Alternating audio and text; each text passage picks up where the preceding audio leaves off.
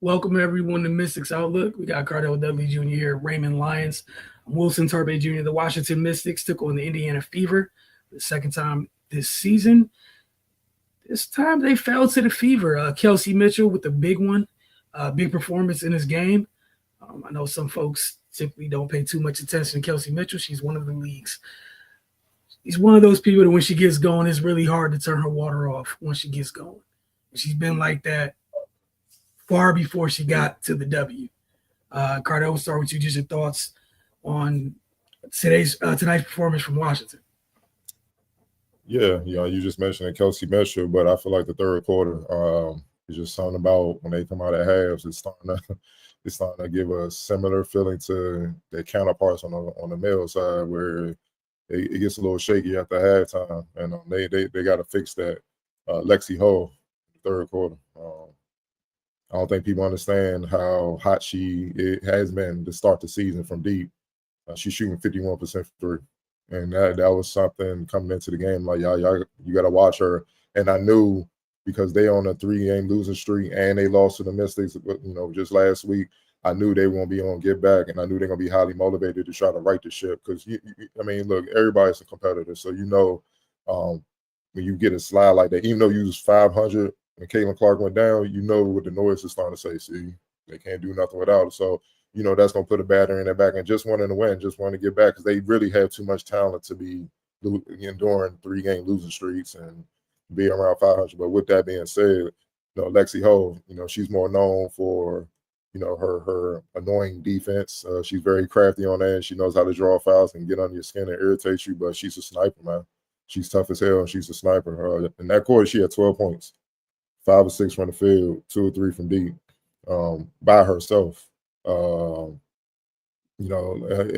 about it. The Mystics as a team scored 21 in that quarter. She had 12 by herself.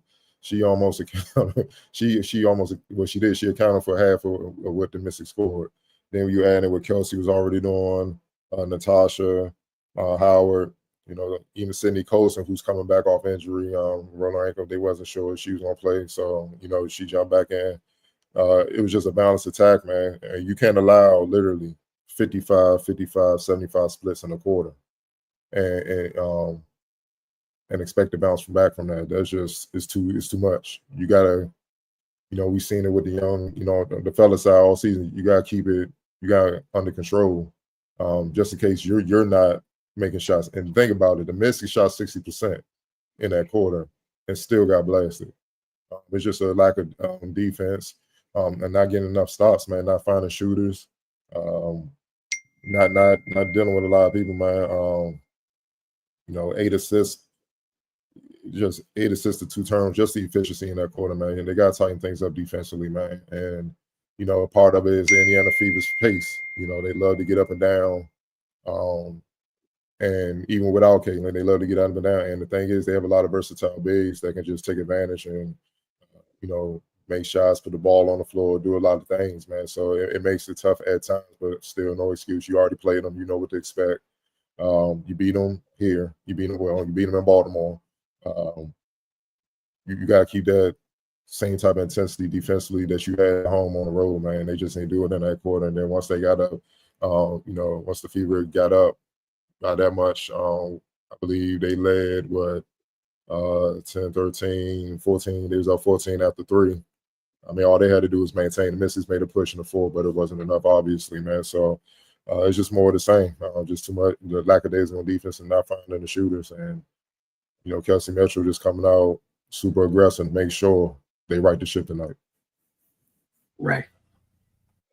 Yeah, man. That third quarter from the Fever was, that was what they needed to kind of put enough separation between them and the Mystics to and then they just finished it off.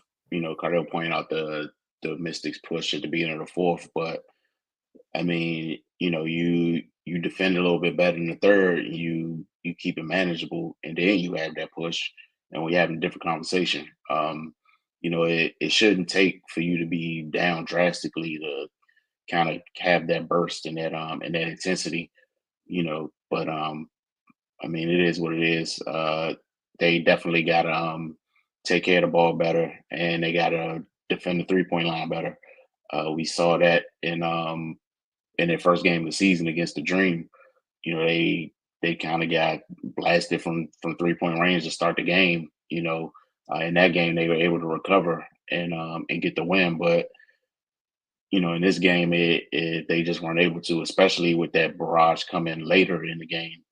It's just that's not a good time to to allow the other team to gain that type of momentum. But yeah, Kelsey Mitchell, I mean, no one should be surprised. She's a elite scorer, and she just went to work tonight. The Mystics, they couldn't defend the 3-point line and they couldn't make threes. So yeah, that's how you get the result you got. But I mean, it's still a young team, but again, they're losing because of things that are completely within their control. So yeah, they just got to get better at the little things and just be more consistent.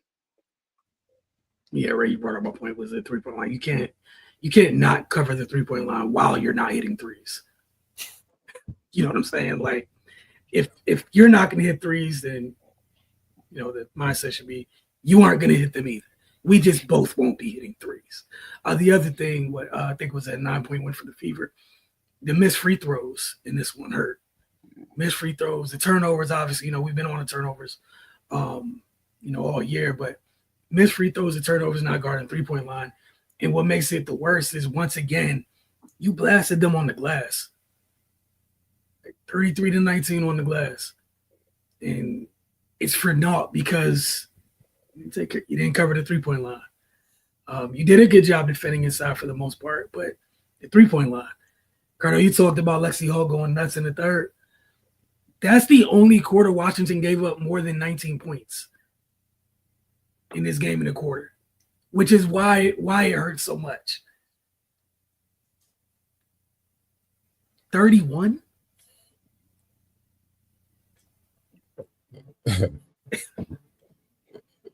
Man, look, some tough decisions got to be made, man. They trying to, I'm talking about with the Mystics. Disrespect to somebody. I'm not gonna say no names. I know what I'm talking about. Try to get one of them young bigs up in there and let them rumble. Because mother time, dog, you just see it.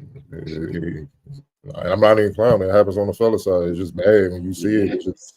It's bad, man. You in a gunfight with a butter knife, dog. It's just rap, dog. Like, you ain't got no hope, man. And y'all brought up the 3-point thing. People don't understand. The Mystics came in second in the league. They shoot 36% from deep. They was second. Hell, they made me look crazy in my preview. I was like, they need to shoot more to get some points. They 1 for 10. They're like, well, God, hey, man, that's why coach don't let you shoot more. I'm like, damn, dog, like crazy, bro. Like, and then the free throws. That's been an issue. I think all season, man. They get to the line a lot because Sykes, we all know she's one of the most explosive guards, players in the W. So when she get downhill, she gonna make something happen. You either gonna hit her, she gonna get to the line, she gonna score, or that's why I was like shooting opportunities from deep will be there because she's always living in the paint. And Kiki, you know what I mean? But look, man, they 6 in the WNBA. They shoot 78%. They 6. They kind of average. They miss. For them to shoot the 3 ball coming in so good, man, they missed quite a few free throws, man. So I don't know, man. They gotta clean up a lot, and it's not even major things; it's little things. Stop turning the ball over, make the open shots. At least this game, and the women play a lot smarter. We can say that, man. It's fair. At least when they knew they ain't having from 3, they ain't keep shooting it. That was the thing that I was most impressed by was how many times was that number in a quarter on the men's side this year. Don't do this, and we man. watched that number triple over the next 3. So I saw 1 for 10. It was like the discernment to stop. Shalal Wilson, you gonna have us looking like Tyrese Halliburton father just banned, bro. Like saying they're gonna have us up in the suite, like, nah, y'all sit up. But nah, it's real. You're right, bro. At least they had the awareness. Like, think about how worse this game goes if they kept jacking those 3s up with everything that was going on. Because you just didn't have it tonight. Like, it is what it is. Sometimes you don't. But that's what makes it frustrating, what you were talking about. Yeah. It's little things. It's not something we're like, oh, they're just, now it's talented. It is what it is. Maybe next year they get another piece. There's one game they haven't been in this year, and that team's been making every team look like that, varying degrees of that. So that's what's frustrating is, once again, Garth 3 points, you right there. That it's the little things like you said. Go ahead though. Also, Kiki, 6 for 7 in the first half. Second half, she was 3 for 4. Oh, in the fourth quarter, she didn't get a shot. Yeah. Come on now. Come on. She was 9 for 11, 20 points, 9 rebounds, 9 for 11, and didn't shoot in the fourth quarter. She wasn't in foul trouble either. Come on now. Like, come on, bro. Like, when you could have rolled her. She was cooking so bad, you could have rolled her to the W. Mm-hmm.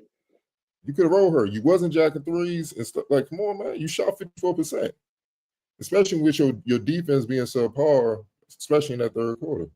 You gotta recognize that, man. Like, that's just awareness, man. You gotta recognize that as like, oh, yo, she cooking. Go to coach. Hey, let's just eat off her. We're gonna play off her tonight. This is a game where she should have had like 30 and 15. Mm-hmm. You see what I'm saying? And just basketball key, you gotta know somebody have it going, man. And you know what I'm saying? It's hard to pinpoint it. Obviously, I know the defense because Indiana's pretty good. They third in the defensive rating, so they know how to clamp down when needed. Still, forcing in, make her make a play. Like, sometimes when a player has it going, sometimes the best shot is them shooting over double team and triple teams. Let's call it what it is. That's what great players do. You know what I'm saying? And then if they cool down, then you go to the team aspect of it, man. Like, you know, let's hit them with the balance. But nah, man, when you 9 for 11 you shooting 81%. Come on, man. Like, hit it, man. Man, I'd be like, anybody shoot but her, you coming out. It's simple as that. Feed her. Yeah, that's absurd. I didn't realize it was that little. It felt like she didn't shoot that much in the fourth. I didn't know. Oh, yeah, we were taping. I didn't have the sound on. I could just see it.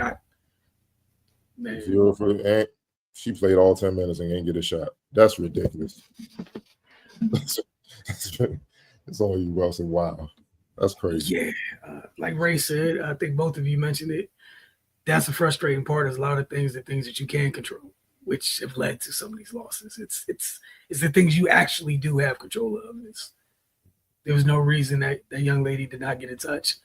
She was productive. She was productive and efficient for much of this game. And then the turnovers, man. But again, I think that's gonna be something that's gonna be evergreen this season. I would love for that not to be a thing, but you gotta find a floor general. I mean, no disrespect to Sug, Brittany too. She's a secondary ball handler. Her mentality is to get buckets, strap up, and that's cool. And she can make plays off her scoring, but you need a floor general, man. You do. Because you got quality bigs. With quality bigs, you need somebody that can feed them where they best are, you know, adequate, where they most effective, man. Yeah, I was gonna have, especially when you're gonna play at that high of a pace. Gotta have somebody who has a great feel for it.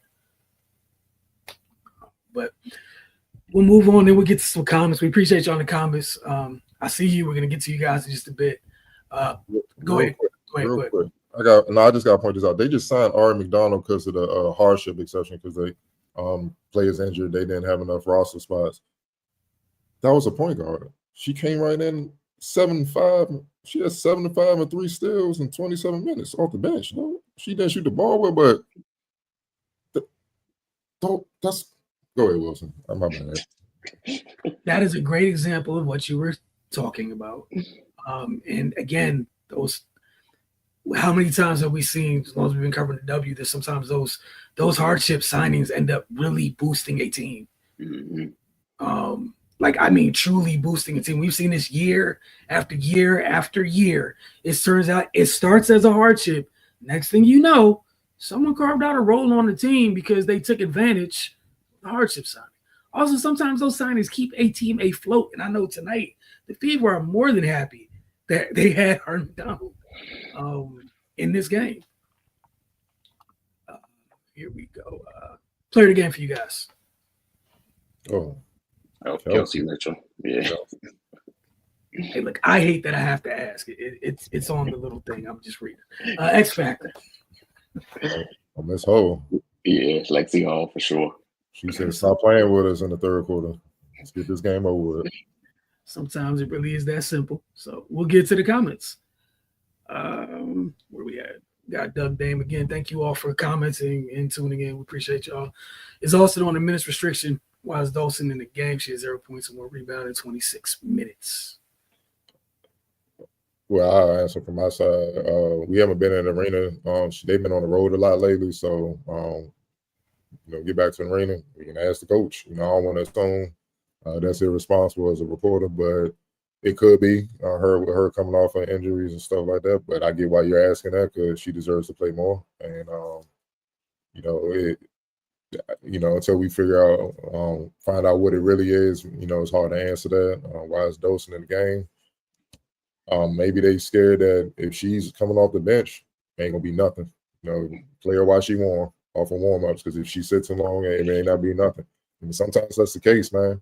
But yeah, they got to make some changes if they're serious about it. Because look, you could still try to win while you're rebuilding, but it makes no sense not to give the younger players reps. It'd be one thing if she was producing. Cool, you're trying to win, I get it. But she's struggling right now, and with her struggling, you taking reps from the young players to get their rhythm and be able to really maximize this thing. It just don't make sense. I'm talking about front court players. Yeah, it just doesn't make sense, man. But we're gonna see how it goes. That's my thoughts on it. Ray, you got anything you want to add, or? No, I'm pretty much in the same boat until we hear from the horse's mouth.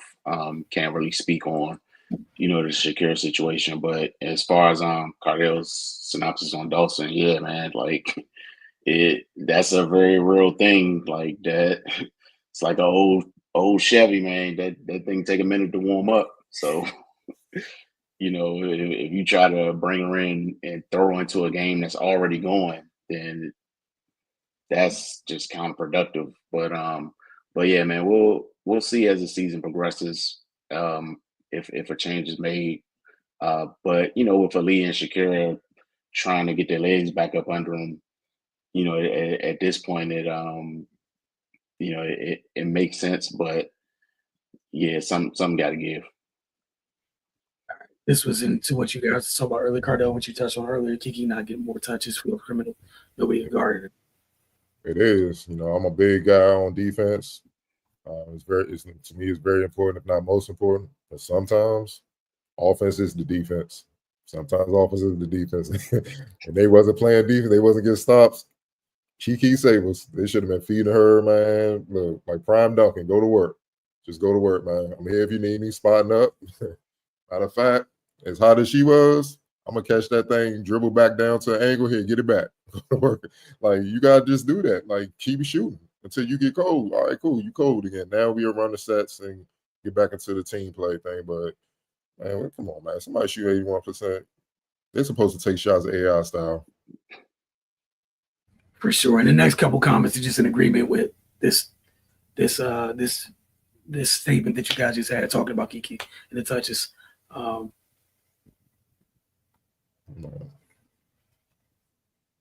Yeah, she's not hitting. She's shooting 28% from D. That's what I'm saying. Like, her production has dropped dramatically, and she was already kind of a liability defensively because she's not the most agile. Yeah, unless Shakira or Aaliyah, I'm pretty sure Aaliyah is on minutes restricted because she just got back. So, and she got to get a rhythm. Yeah, Shakira, I think that might be a little bit of part of her frustration while you've seen her bug out, because she normally don't do that too often. Early the season, because she frustrated. She knows she can do more. You know what I'm saying? So until we know the reason why, if they even want to tell us, that's another thing. It's hard to speculate, but if she's able to play, yeah, she needs to be out there for sure. And this was just Doug Dame agreeing with 11 talking about Ixler and her contributions, and she's been solid now for almost a year. She was solid last year in the rotation coming off the bench for Washington, and it's always great to see somebody continuing their role and continuing your role. I think this is the first time in her career she's been with the same team. Yeah. 2 consecutive seasons. That's what happens when you don't have a real facilitator who can read the game. Kiki get no touches. Sykes tried to play the hero late from area 11T. You know what? Let me look at the 4, see what the shots were. Yeah, but she was 5 for 7. But yeah, Kiki should have got shots, but she was hitting too. You know, it should have been a double team, especially when you gave her 31 in the third. You needed every bit of that, you know, because it wasn't enough. Like she had 11 of their 21 points. Kiki had 2 points, but that was from the free throw line. Yeah. Doug Dave, the comments talking about Georgia being out. Could be, but she's rookie. We don't know. You know, she could have struggled if she was healthy. We don't know. You know what I'm saying? So, yeah, especially when Ari's right there. Maybe they don't have the money, the cap. Who knows, man? But you see where the struggles are. They got a little change left. I'm just saying. Now, I'm just saying, according to Spotrac, they got a little change left. Again, it's not the most accurate source of any. Then they should have won a guy. Just saying they got a little change left to do a little, should they choose. Again, you guys agreeing with each other, having a conversation within the conversation. Early 11C said, what's your thoughts on this being Sykes' team long term? What is your thoughts on that? She's 31, so it ain't that much time left. Go ahead. No, I said I don't mind it, but like you said earlier, Cardell, they need somebody to run the show. If she can just kind of play off ball and slash and pick her spots, absolutely. I think that would be maximizing her talents. But I mean, I love her here. I love her. I love everything she's brought to the team since she's been here, especially defensively. And she's rounded out her game offensively as well. But they just have her in a spot, asking her to do something that's not really what she does. Like I've been saying all show, they need the floor general, man. If she's playing next to somebody like that, then yeah, she could be even more productive than she is right now. I would say I wouldn't even go too far into the who's going to be what. After this season, we got this big wild thing with the CBA and free agency, how stacked free agency might be. We don't know what anything's going to look like on the other side of that. All we know is what rookies are going to, the people that are locked in with rookie contracts, right? So, for example, I'm going to put this up on the screen real quick. And that's, again, and that's not to say it's not a great question. It's a great question. Try to get this for you guys. But, like, this is what next year looks like technically. And, again, that free agent class is supposed to be, like, super crazy league-wide, right? This is who's on the books next year. Like, so we can't even really make a informed decision about it. Literally everyone on rookie deals is officially locked in. Outside of you, if you're off your rookie deal, you're not technically here next year. You know what I'm saying? So we're gonna have to find out during the offseason. That's one of those questions I think will directly be answered after this season. Just something to keep in mind because, and this goes for a lot of teams, like league wide, it's supposed to be nuts. Next year, free agency, new CBA, CBA talks, what have you. But this was the year before D-Day, essentially, as far as free agency goes. So, and maybe that's why they didn't going to go out and get them. They want to save money for that. They looking ahead, new regime. They looking ahead. I mean, that could be the case. Because like Ari could help. But I know they probably looking at like it's not like she about to come in here and set the word up. Otherwise, she wouldn't be available. Like you gotta look at it from that side too. So, we won't just stay pat. Unless it's something that can really be a difference maker. And yeah, you get ready for next year because yes, right. That free agent class is gonna be crazy. Yeah, I wonder how that's gonna impact the draft next year too. I think it's gonna impact everything next year.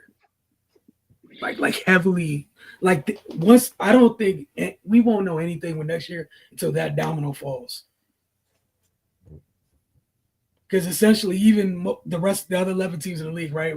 We'll take the Valkyries out of it for the moment, but the other 10 teams in the league, just because expansion team will have you. And we already know nothing's guaranteed over there.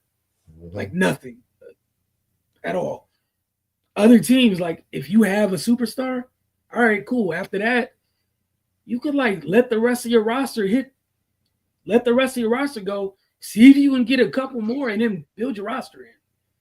Like, or another one, depending on whatever you want to do. Like next year's gonna be that offseason gonna be crazy. And I just had to look it up. Toronto Temple gonna be here next year. So that changes that changes a lot of things, man. So that pot gonna be stretched out more, and depending on what their facilities and players might flock up there, and they gonna get a high pick just off the fact they're expansion team. Yeah, I don't think a lot of fans pay attention to the business, because you gotta take care of the business before you get to the basketball, because that dictates it. Like you be like, man, why didn't you just get that player? Man, we broke. We ain't got no money. Right?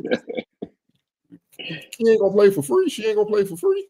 So sometimes it's just as real as that. You know, it is what it is.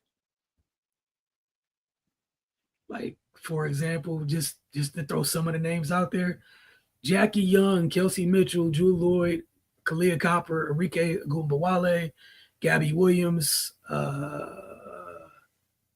Satu, AT, Tasha Howard, BG, Bree Jones.